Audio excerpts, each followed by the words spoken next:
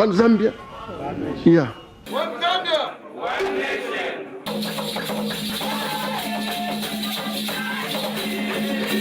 One Zambia. One nation.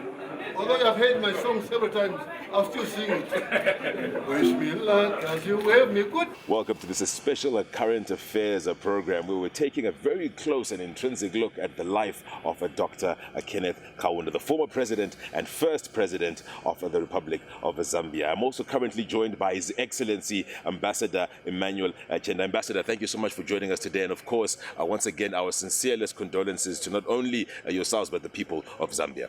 Thank you very much. Thanks for having me. Right. Now, I'm also looking at this particular time. One can't help but also want to appreciate the man himself as an individual. Can you please share with us a bit of your personal experiences with the late president? Let me begin first by thanking His Excellency President Emmerson Mnangagwa and the people of Zimbabwe for this great honor of declaring 14 days of national mourning in honor of our founding father, Kenneth David Kaunda. Indeed, we are very, very grateful. And most of the countries in the region, in the neighborhood to Zambia, have done a similar honor. So we are indeed very, very grateful. Yes, Kaunda was our founding father. He led us into independence. He was a selfless individual who believed in service to fellow mankind. He was a champion of liberation. It's difficult to, through this interview, describe who the man was. Right. But his deeds on this earth talk mountains about who he was. At the time when Zambia got independence, I was only 12 years old in 1964. By the time we left office in 1991, I was 39 years old. So the person I knew as president for Zambia was the KK.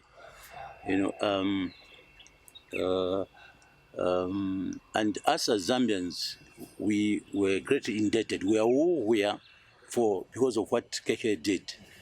And I must say that as we mourn our founding father, we also are celebrating his life for the immense contribution that he did for Zambia in all areas of human endeavor.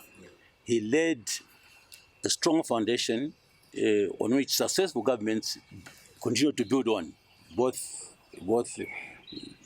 socially and economically. So hence, Zambia is a beacon of peace because of the strong foundation that KK laid for our country.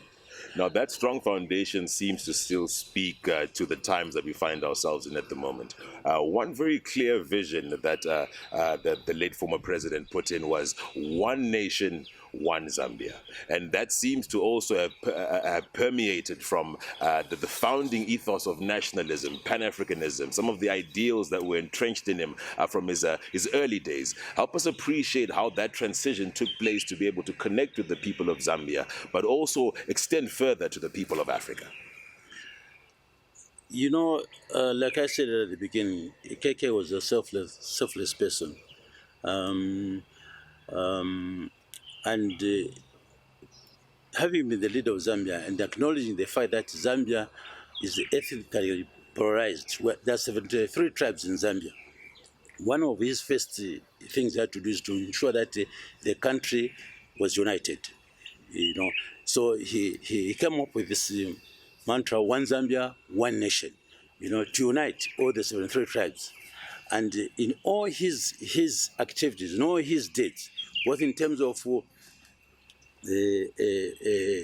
appointments, whether it was at political, cabinet, or public service, or at parastatal level, there was this tribal balancing. He ensured that no tribe was left behind. In fact, I do remember this very well, that when there was time to elect the political leadership or the political bureau, he always said, everybody's free to stand, but I have my own balance sheet. And that balance sheet, when he announced it, every ethnic grouping was included. Right. with equal opportunities, nobody left behind. Then there was Tiende Pamos, meaning let's move together. Tiende Pamos, he always sang that, one Zambia, one nation. Then he sing Tiende Pamos, bring all of us together. And again, this he brought from the Pan-Africanism, reduced to a local level where he ensured that the country was held as one. And I think this is why we stand and walk toward about our peace in the region, because we are one, and Zambia is one country, indivisible, and one people. Right. Now, when it comes to being one country, indivisible, and one people, we look at the founding fathers, really, of Africa, and of course, names like Kenneth Kaunda will also be immortalized in that particular fray. But we can't help but appreciate how the transition from the early nationalists speaks to the need to iconize them, but more importantly also transition into the next generation. How important is it for Africa to be able to still keep that same vision that those nationalists had initially for what they wanted the Africa that they wanted to build for all of us collectively to become? I think it's extremely important to follow the strong foundation that was laid by our founding fathers.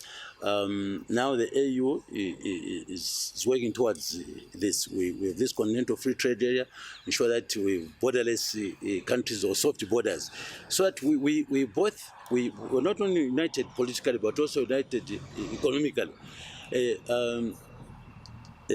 For KK, that's what he lived. That's what he believed. It explains the epitome of his life. Right. He was a champion of liberation. Not only did he lead Zambia into getting independence, but his calling, his personal calling, passion. He was passionate and committed, was to ensure that not only Zambia was liberated, but the rest of the region was liberated. Right.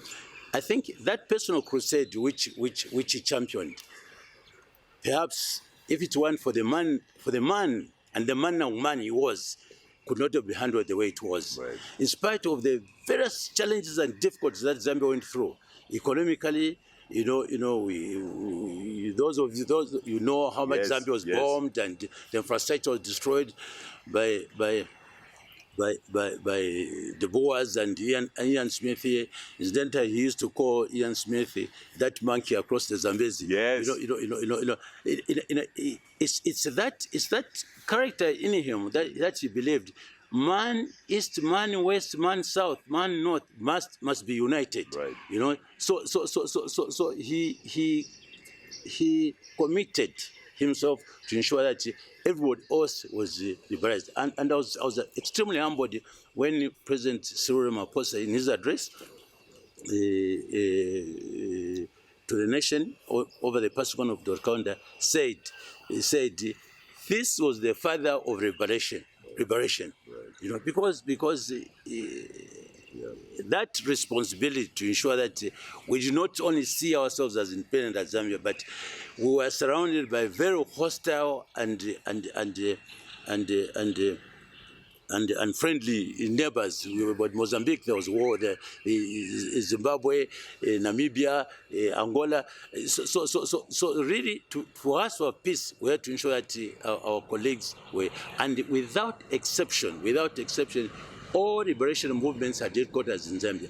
Up and until other countries began to be independent. That's how we found ZANU going to Mozambique, because Mozambique was independent, but Frelimo had headquarters in Zambia. So this success of trying to bring Africa together, ensuring that everybody is independent, it can largely be attributed to the character of President Kaunda in his personality. Your Excellency, I can't help but feel the need to want to bring this up, because you bring up something quite rather profound. Had the character of the late president not been the way it was, the region in itself may not have turned out to be what it is that we experience today. I mean, it's I can't help but really feel impacted by the fact that had he not taken the position of ensuring that everyone else within the space that Zambia had now become independent and also had the same privilege that they have, we may not have the nation states that we have here today, or may not be able to identify ourselves as the current nation states that we do today. Indeed, I mean, going backwards, you remember that he was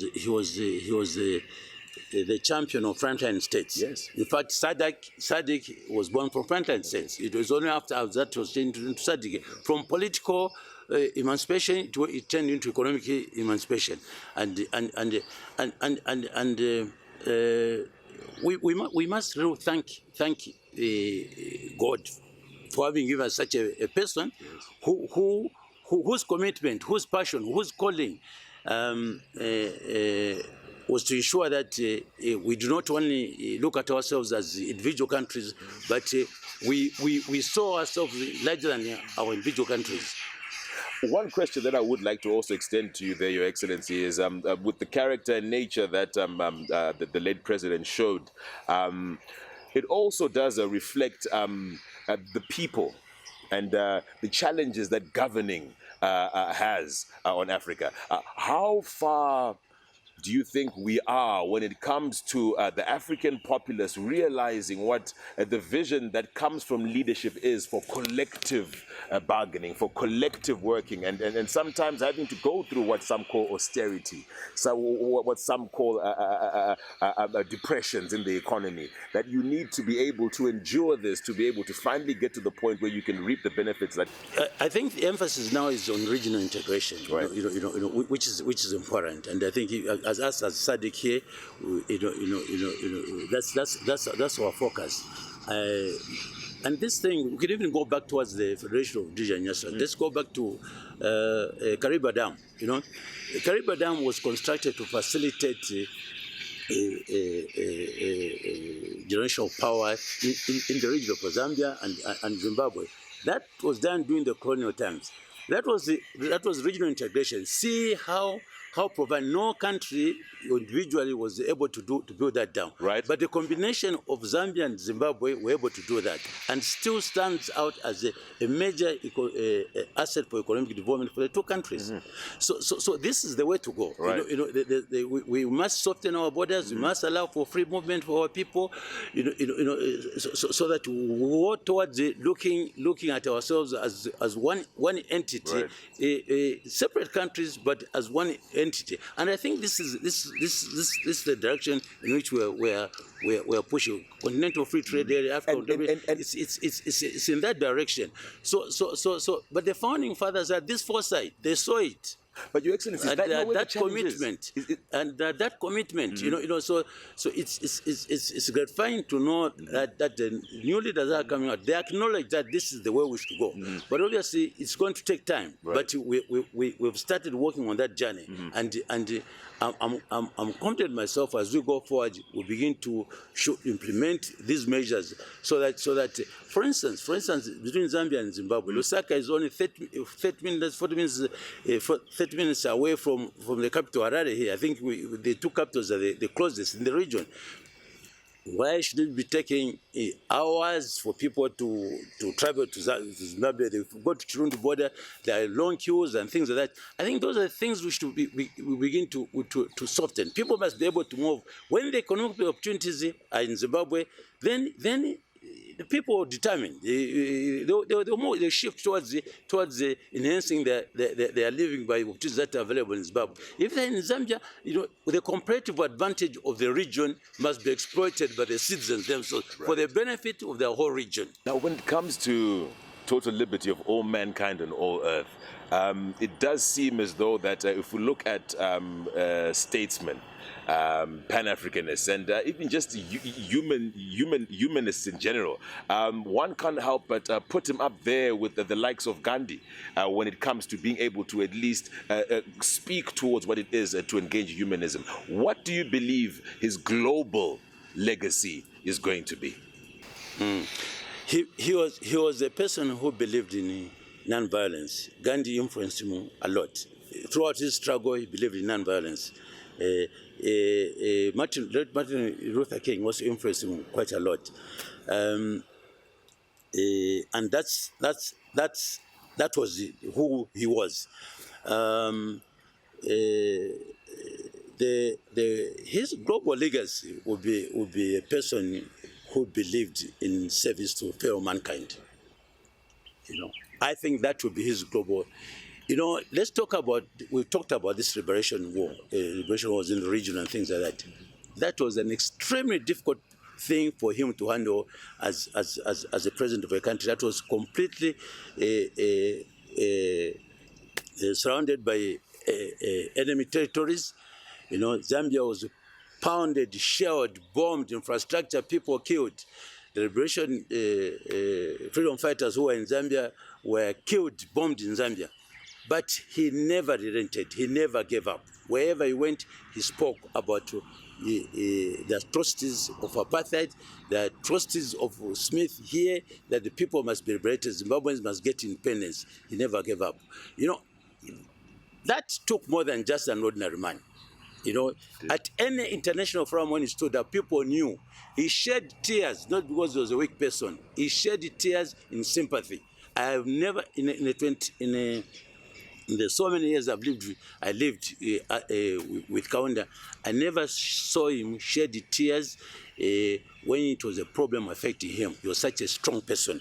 Even when he was incarcerated, when he spoke to the people, he never shed any tears. When he talked, when he spoke about things that affected fellow mankind, injustice, things like apartheid, you saw him shed tears because he had that compassion for fellow mankind, and I think he stands out as an extraordinary person who believed in the equality of mankind and who fought for equality of mankind and justice for all. Well, I think on the social side of it, I met Kenneth Kaunda. I happened to be the treasurer of Football Association of Zambia in my youthful days, and Keke was a sporting fan. He loved soccer. In fact, he was called a soccer fan #1.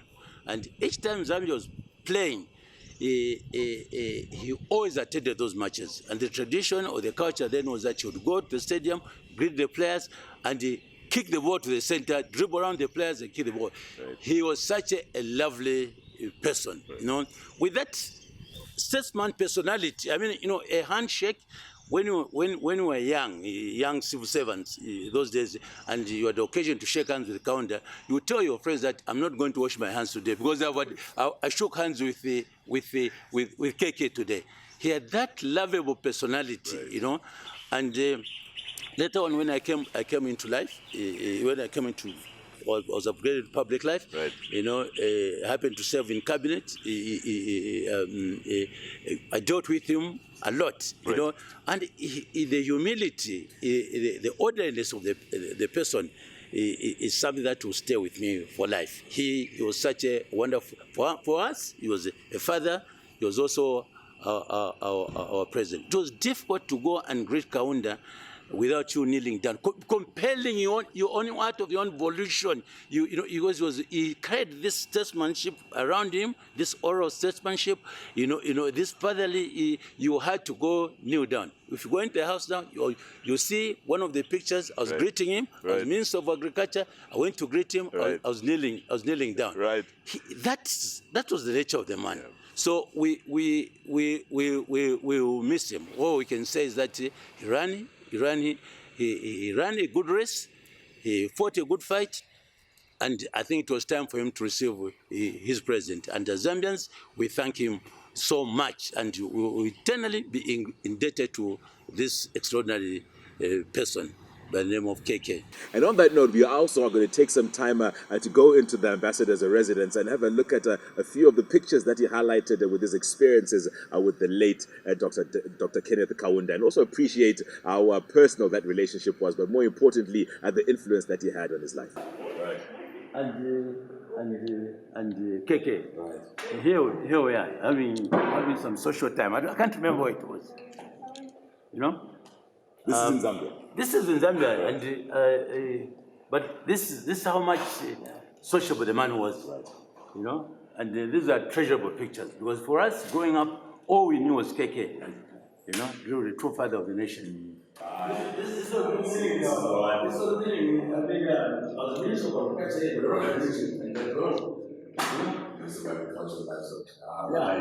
I went to greet him and I was kneeling down.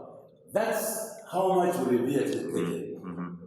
He just reduced you into submission. Yes. By yourself, by your own volition, that you're saying. Zambia and Zimbabwe are Siamese twins. Yes. Everybody refers to them. You know, Trivan Mwamwechet, yes. you know, and nothing is going to separate us. You know, the Zambezi is not the boundary. The Zambezi actually connects us. You know. You look at what the Zambezi offers. The Victoria Force is both in Zambia and Zambia, Zambia and Zimbabwe. The Caribbean Dam, which constructed together. We're now in the process of constructing the Batoka Gorge, right. Direct power station, which again is going to be shared 50-50 with Zimbabwe. So from both economic, social, and culture, we're the same people, you know.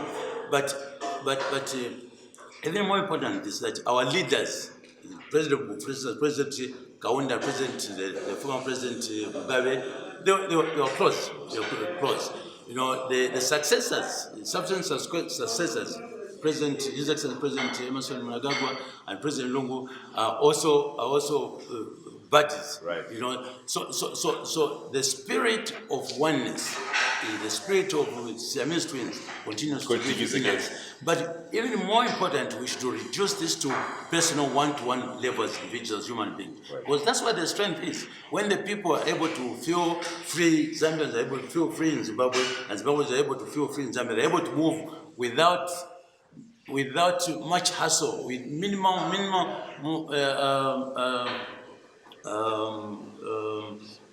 complications. We've appreciated, of course, His Excellency's homestead and also some of his interactions with the late Dr. Kenneth Kaunda. One can't once again but appreciate the humility that comes from one's convictions when they will be present with the late president. And from us, that's it. God bless you. Wish me luck as you wave me goodbye. We shed cheer, not a tear, make it gay. Oh, give me a smile I can keep in my heart for a while, far away. Till we meet once again, you and I. We shed